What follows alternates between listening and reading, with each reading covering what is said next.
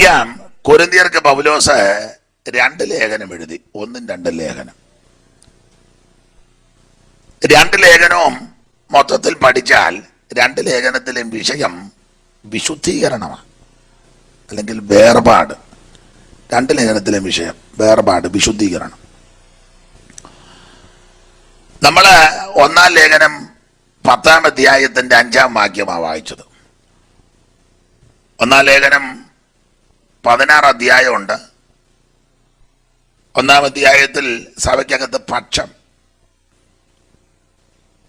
അപ്പൊല്ലോസിന്റെ പക്ഷം, പൗലോസിന്റെ പക്ഷം, കേബാവിന്റെ പക്ഷം, ക്രിസ്തുവിന്റെ പക്ഷം, മുഴുവൻ പക്ഷം പിടിക്കുക. 2-ാം അധ്യായത്തില് ഉപദേശമൊന്നും കൈക്കൊള്ളുന്നില്ല, എല്ലാം അറിയാന്നുള്ള അഹമ്മതി. 3-ാം അധ്യായത്തില് ഈർഷ്യയും പകയും പിണക്കവും.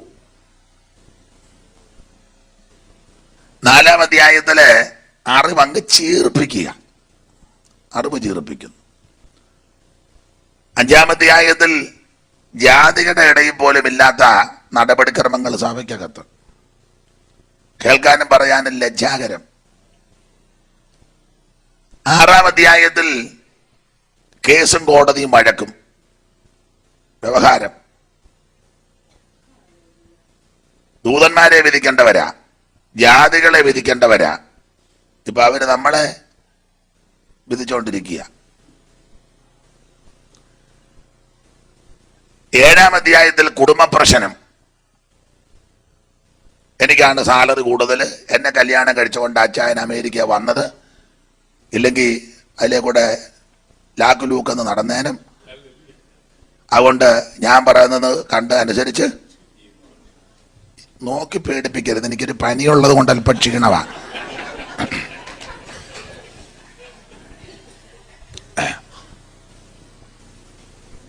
ഭർത്താവും പ്രശ്നം ഉണ്ടാക്കുന്നു. ഞാൻ പറയുന്നത് കേട്ടില്ലെങ്കിൽ അടി തരും, നിനക്ക് എന്നെ അറിയത്തില്ല, അമേരിക്ക നിന്നില്ലെന്നേ ഉള്ളൂ എൻ്റെ തനിതറം.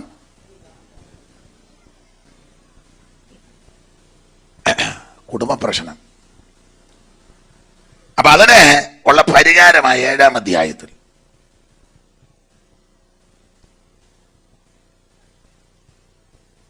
8-ാം അധ്യായത്തില് വിഗ്രഹാർപ്പണം ഭക്ഷിക്കാമോ ഭക്ഷിക്കാൻ പാടില്ലയോ?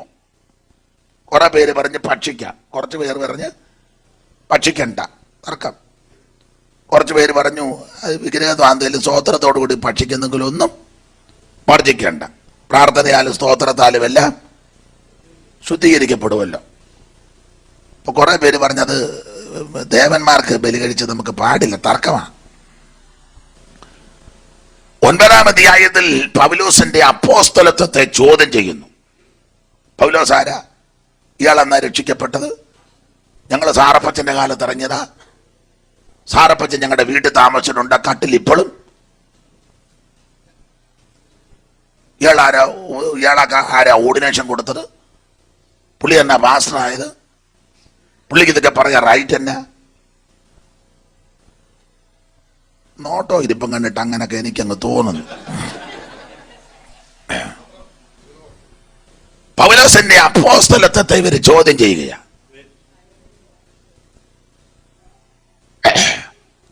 10-ാം അധ്യായത്തിൽ വിഗ്രഹാർപ്പണം ഭക്ഷിച്ചു, കുറെ പേരൊക്കെ പട്ടുപോയി. 11-ാം അധ്യായത്തിൽ 2 വിഷയമാണ്. ആ 11-ന്റെ 1 മുതൽ നിങ്ങൾ പിന്നീട് വായിച്ചാൽ മതി. 1 മുതൽ പഠിക്കുമ്പോൾ ഫാഷൻ, ലോകത്തിൽ ഏത് ഫാഷൻ ഇറങ്ങിയാലും അതെല്ലാം സഭയ്ക്കകത്ത് കൊണ്ടുവന്ന് കാണിക്കുക, പ്രദർശനം. നമ്മൾ ലോകക്കാരല്ലല്ലോ, പുസ്തകത്തിലെ പ്രമാണം അനുസരിച്ച് ആണോ? അല്ല, നോട്ടോ ഇരിപ്പം കണ്ട് എനിക്ക് തോന്നുന്നുണ്ട്, പക്ഷെ പുസ്തകം അങ്ങനെ പഠിപ്പിക്കും. നമ്മൾ ലോകക്കാര് ലോകത്തിൽ നമ്മൾ എടുത്തിരിക്കല്ലേ, വേർതിരിച്ചു. അപ്പൊ ആരേത് ഫാഷൻ കാണിച്ചാൽ അതെല്ലാം സൺഡേ ഇവിടെ കൊണ്ട് പ്രദർശിപ്പിക്കും. സൺഡേ ആരാധനയ്ക്കും ദൈവത്തെ സ്തുതിക്കാനുള്ളൊരു സ്ഥലവും സമയവും സന്ദർഭവുമാണ്. ഇതല്ല. ഞായറാഴ്ചയാ സകല കേസും വന്ന്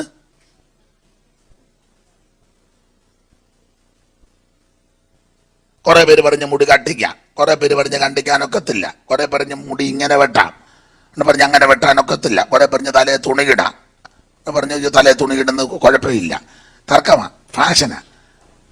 കുറെ പറഞ്ഞ് പിന്നെ ഇടാം, അയ്യോ അത് പിന്നരുത്, നീട്ടാം, ഓ നീട്ടണ്ട, മുഴുവൻ തർക്കമാ, ഫാഷൻ. ഇതിപ്പോ ദൈവദാസന്മാർക്ക് ഇതിപ്പോ പറയാൻ നോക്കുന്നില്ല, അവരും കിടന്ന് ഞരങ്ങുക.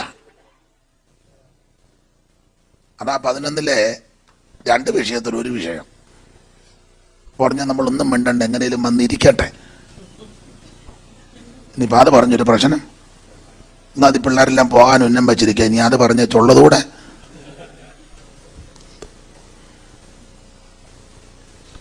ഫാഷൻ. പിന്നെ 22 മുതലുള്ള വാക്യം താഴോട്ട് എടുക്കുമ്പോൾ തിരുമേശയുടെ ഉപദേശമാണ്. അത് പൗലോസ് കർത്താവിൽ നിന്ന് പ്രാപിച്ച്. 23-ാം വാക്യം അങ്ങനെ ആണല്ലോ, ഞാൻ കർത്താവിൽ നിന്ന് പ്രാപിക്കുകയും തനതായ ഉപദേശം. 11-ാം അധ്യായത്തിൽ ആർക്കൊക്കെ എടുക്കാം, ആരൊക്കെ എടുക്കരുത്, എടുക്കുന്നവരെങ്ങനെ ആയിരിക്കണം, ഇത് ചുമ്മാ എലിവശം തിന്നും പോലെ തിന്നരുത്, എടുത്തങ്ങ് തിന്നേച്ചു മൗനമായിട്ട് നമ്മളവർക്കും ധ്യാനിക്കുകയാണ്. ഇത് തൊണ്ടയിലെങ്ങാണ്ട് ഉടക്കി വെള്ളം അത് കുടിക്കാൻ വിടപ്പിന്നെ ഇച്ചിരി കൊടുക്കുന്നുള്ളൂ, നാട്ടിലേക്ക് ഓരോ ഗ്ലാസ് നിറച്ചങ്ങ് കൊടുക്കുക. ഒരു തള്ളയുടെ കൊടുത്തപ്പോൾ മുഴുവൻ അങ്ങ് കുടിച്ചു, മുഴുവൻ കുടിച്ചോ എന്ന് ചോദിച്ചു. തള്ള പറഞ്ഞ് എൻ്റെ കർത്താവ് എനിക്ക് വേണ്ടി ചെയ്തത് ഓർത്താ ഇത്ര ഒന്നും കുടിച്ചാൽ പോരാ, ഇച്ചിരൂടെ കിട്ടുകയാണ്. കാരണം തള്ള കണ്ട് ജഗ്ഗിനകത്ത് പിന്നെ ഇരിക്കുന്നത് വലിച്ചങ്ങ് കുടിക്കുകയല്ലയോ. ഇത് ഒരു സ്മാരക ശുശ്രൂഷക തിരുമേശം അയോഗ്യമായിട്ട് എടുക്കരുത്. ജീവിത വിശുദ്ധിയില്ലാത്തവൻ, വേർപാടില്ലാത്തവൻ, സിനിമ കാണുന്നവര്, ആവശ്യമില്ലാത്ത കാണുന്നവര്, ലോകമോഹഭാഗത്തുള്ളവര്, വേർപാടില്ലാത്തവര്, തമ്മിൽ മിണ്ടാത്തവര്, കൈകൊടുക്കാത്തവര്, മാതാപിതാക്കളെ അന്വേഷിക്കാത്തവര്, സഹോദരങ്ങളോട് മിണ്ടാത്തവര്, കൂട്ടുവിശ്വാസിക്ക് കൈകൊടുക്കാത്തവര് തൊട്ടുപോകരുത്. സ്തോത്രം. മോനെ ഒരു അല്പം കൂടെ ഓളി, നിങ്ങളെന്തിനാ കൂടെ തിരിക്കുന്നേ? പ്രൈസ്തല്ലോ, ആ പരുവത്തിന് നിൽക്കട്ടെ, കാരണം എന്റെ തൊണ്ട അടഞ്ഞിരിക്കുക. മോനെ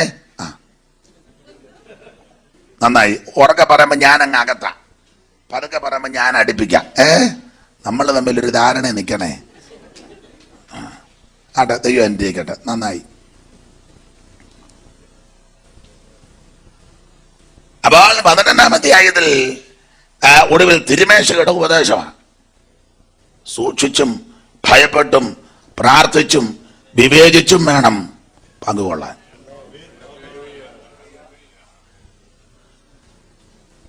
12-ാം അധ്യായത്തിലെ വിഷയം കൃപാവരമാണ്.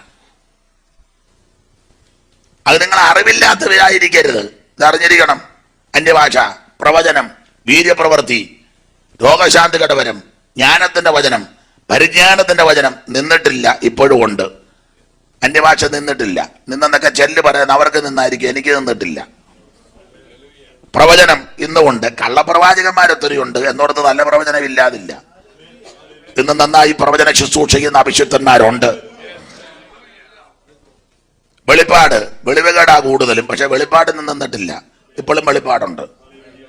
പക്ഷെ പലരും പല നിലയിൽ ദുർവിനിയോഗം ചെയ്യുന്നു. കൃപാവരമൊന്നും നിന്നിട്ടില്ല. നിങ്ങളത് അറിവില്ലാതിരിക്കരുത്. സ്തോത്രം. 13-ാം അധ്യായത്തിൽ പൗലോസ് പറഞ്ഞു, ഇതൊക്കെയാണെങ്കിലും ശ്രേഷ്ഠമായ ഒരു വരം ഞാൻ കാണിച്ചു തരാം. അത് മറ്റൊന്നുമല്ല, ദൈവസ്നേഹം. അതാ ഏറ്റവും വലിയ വരം, ദൈവത്തിന്റെ സ്നേഹം. ദൈവസ്നേഹത്തിനൊരു പ്രത്യേകത, എന്നെ സ്നേഹിച്ചില്ലെങ്കിൽ ഞാൻ സ്നേഹിക്കും, നിങ്ങളെ സ്നേഹിച്ചില്ലെങ്കിൽ നിങ്ങൾ സ്നേഹിക്കണം. സ്തോത്രം.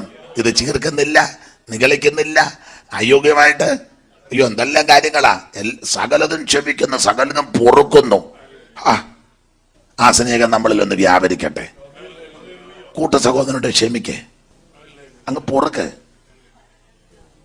മനഃപൂർവ്വമായി ക്ഷമിക്കേ, കൈ കൊടുക്ക്, തമ്മിൽ സംസാരിക്കേ. അതാ ഏറ്റവും ശ്രേഷ്ഠമേറിയ വരം. കാരണം ദൈവസ്നേഹമാണല്ലോ. അത് 13-ല്.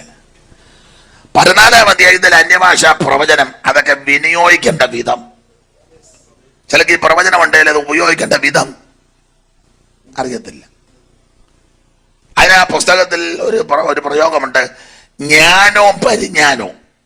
ഇത് രണ്ടും രണ്ടാ, ജ്ഞാനവും പരിജ്ഞാനം. ജ്ഞാനം എന്ന് പറഞ്ഞാൽ അറിവാ, ഈ വിഷയങ്ങളെ പറ്റിയല്ല ഉള്ള അറിവാ, എന്നല്ല അതൊരു വരമാ ജ്ഞാനം. രണ്ട്, പരിജ്ഞാനം എന്ന് പറഞ്ഞാൽ പഠിച്ച ജ്ഞാനം പ്രയോഗിക്കേണ്ട വിധം. എനിക്ക് വലിയ അറിവില്ലെങ്കിലും സഹോദരിമാരും നേഴ്സുമാരും ഒക്കെ ഉണ്ടല്ലോ. നേഴ്സിംഗ് പഠിച്ചപ്പോൾ അല്ലെങ്കിൽ അങ്ങനെയുള്ള കാര്യങ്ങൾ പഠിച്ചപ്പം ജീവശാസ്ത്രപരമായിട്ടൊക്കെ പഠിച്ച് നല്ല മാർക്കോട് കിട്ടി ജയിച്ചപ്പം പഠിപ്പിച്ചതാ. നാട്ടിലെ രീതി വെച്ചാൽ ഇവിടുത്തെ രീതിയാന്ന് ഞാൻ പറയത്തില്ല. അന്ന് പഠിച്ചു, വിഷമുള്ള പാമ്പ് കാല് എങ്ങാനും കൊത്തിയാൽ ആ കൊത്ത് കിട്ടിയ ഭാഗത്ത് നിന്ന് ഒരു ചാണ് മേളിലോട്ട് കയറ്റി ഒരു ചരട് കൊണ്ട് കെട്ടണം. എന്നിട്ട് അത് ഞെക്കി ആ ചോര കളയണം. അത് ജ്ഞാനമാണ്, അറിവാണ്, പഠിച്ചറിവാണ്. പരിജ്ഞാനം എന്ന് പറഞ്ഞാൽ അത് ചെയ്യേണ്ട വിധമാണ്, പ്രയോഗിക്കണം. അവൻ നേഴ്സിങ്ങിന് വിട്ട് പഠിച്ചു. പാമ്പ് കൊത്തിയാൽ കൊത്തി കെട്ടിയ ഭാഗത്ത് നിന്ന് ഒരു ചാൺ മുകളിലോട്ട് കയറ്റി ഒരു ചരട് കൊണ്ട് മുറുക്കി കെട്ടണം. ജ്ഞാനം. നേഴ്സിംഗ് പഠിച്ചു, സർട്ടിഫിക്കറ്റ് കിട്ടി, നല്ല മാർക്കോടെ മോള് വീട്ടിൽ വന്നു. വീട്ടിൽ വന്നതിന് പിറ്റേ ആഴ്ച വല്യപ്പച്ചൻ, ഉദാഹരണമാ നാട്ടിലെ രീതി വെച്ച, വല്യപ്പച്ചൻ മുളക് പറിക്കാൻ ഏണിയാരി വെച്ച് കൊടിയിലോട്ട് കയറി. അപ്പോൾ ഒരു മൂർഖം പാമ്പ് അപ്പച്ചൻ്റെ ഇവിടെ ഒരു കൊത്ത്. ഉടനെ മോക്ക് പഠിച്ച അറിവ് വെച്ച് കൊത്ത് കിട്ടിയ ഭാഗത്ത് നിന്ന് ഒരു ഞാൻ മേളിലോട്ട് കയറി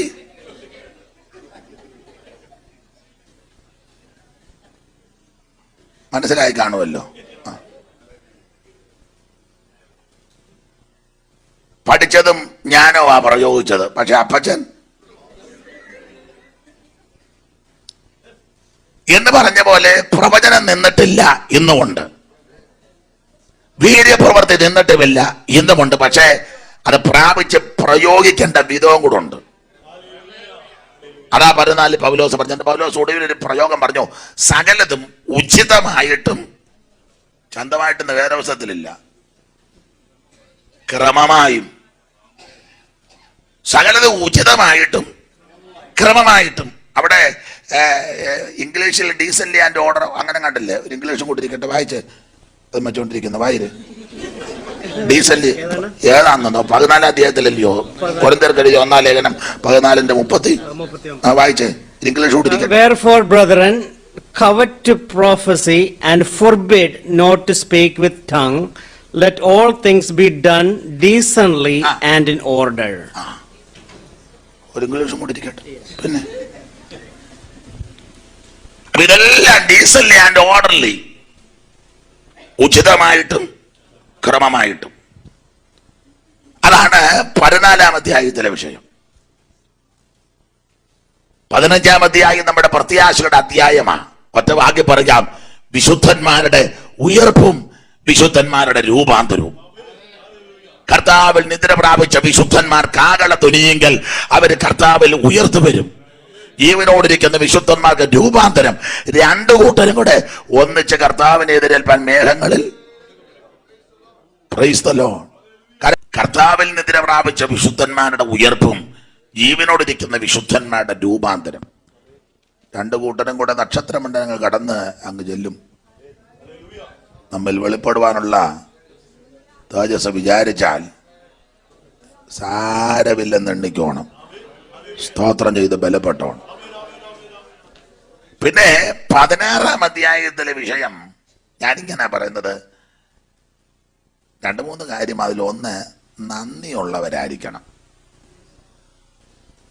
നമുക്കാരെങ്കിലും ഗുണം ചെയ്താൽ നന്ദി വേണം. അവരുടെ പേരെന്ത് ഒരു വാക്കി പറയുന്നതിന് തെറ്റൊന്നുമില്ല, അത് തന്നെ പറഞ്ഞുകൊണ്ടിരിക്കരുത്. നന്ദിയുള്ളവരായിരിക്കും. പൗലോസ് പലരെയും പേര് പരാമർശിക്കുകയും ഓർപ്പിക്കുകയും, പൗലോസിന്റെ ലേഖനമൊക്കെ പഠിച്ചങ്ങനെ. അപ്പം ഉദാഹരണം നിങ്ങൾക്ക് മനസ്സിലാകാൻ വേണ്ടിയാണ്. അമേരിക്കയിൽ ഇപ്പം ഞാൻ നിങ്ങളുമൊക്കെ വന്ന് ഒറ്റ വാക്കി പറഞ്ഞാൽ ദൈവം നമ്മളെ കൊണ്ടുവന്നു, ശരി. പക്ഷെ അതിനൊരു വ്യക്തി കാണും മുഖാന്തരം. അവരോട് നന്ദി ഉണ്ടായിരിക്കണം. നിങ്ങളിൽ ചിലര് ഇപ്പം അമേരിക്ക വരാൻ ഒന്നെങ്കിൽ ജ്യേഷ്ഠൻ വന്നതായിരിക്കും, അല്ലെ മൂത്ത പെങ്ങൾ വന്നതായിരിക്കും, ഇല്ലെ ജ്യേഷ്ഠത്തി വന്നതായിരിക്കും. അവർ ഫയൽ ചെയ്ത് അവർ ബന്ധപ്പെട്ട അതിനോട് പുറകെ ഓരോരുത്തർ വന്നത്, ഇല്ലേ വിവാഹം കഴിച്ച് വന്നവരുണ്ട്. വളരെ കുറച്ച് പേരായി പഠിച്ച് നേരിട്ട് സെലക്ട് ചെയ്ത് ഇനി വന്നത് കുറച്ച് പേരാണ്. മിക്കവരും ഞാൻ ആദ്യം പറഞ്ഞ ഗ്രൂപ്പിൽ വന്നവരാ. വന്നു, ഇപ്പം വർഷങ്ങളായി. ദൈവം നിങ്ങൾക്ക് വീട് തന്നു, വണ്ടി തന്നു, ജോലി തന്നു, പിള്ളേരൊക്കെ ആയി അവരും ഒക്കെ എടുക്കും. പക്ഷേ ആ കൊണ്ടുവന്നവരോട് നന്ദി ഉണ്ടായിരിക്കണം. ഇടയ്ക്കിടയ്ക്ക് പിള്ളേരോട് പറഞ്ഞു കൊടുക്കണം, നമ്മളിവിടെ ഈ രാജ്യത്ത് വരാൻ കാര്യം അപ്പച്ചനും അമ്മച്ചിയായി, ഇപ്പോൾ അവർ പ്രായമായി, അവരുടെ ആയ കാലത്ത് നമ്മളെ ഇവിടെ കൊണ്ടുവന്നതാണ്.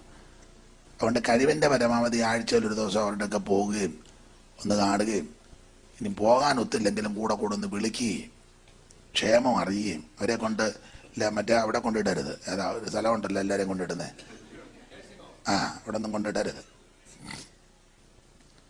പിള്ളേർക്ക് പറഞ്ഞും കൊടുക്കണം. എന്നാ അത് പറഞ്ഞപ്പം വലിയ അനക്കമൊന്നും ആർക്കും. ഇപ്പൊ നീ വലിയ മിടുക്കം കളിച്ചിട്ട് അയ്യും കോട്ടും എല്ലാം കെട്ടി അത് ഒരു കളയൊന്നും വേണ്ട, കിടക്കട്ടെ. ആള് മിടുക്കനായിട്ട് ഇടയ്ക്കിടയ്ക്ക് ഇങ്ങനെ വലിച്ചൊക്കെ ഇരിക്കുന്നത് നല്ല കാര്യം, നല്ലതാണ്. പക്ഷെ നിന്നെ കൊണ്ടുവന്നവരോടൊക്കെ നന്ദി ഉണ്ടായിരിക്കണം. അവർക്ക് ദോഷമൊന്നും ചെയ്യരുത്, നന്ദിയുള്ളവരായിരിക്കണം. ദൈവത്തോട് നന്ദി വേണം, നമുക്ക് ഗുണം ചെയ്തവരോട് നന്ദി വേണം.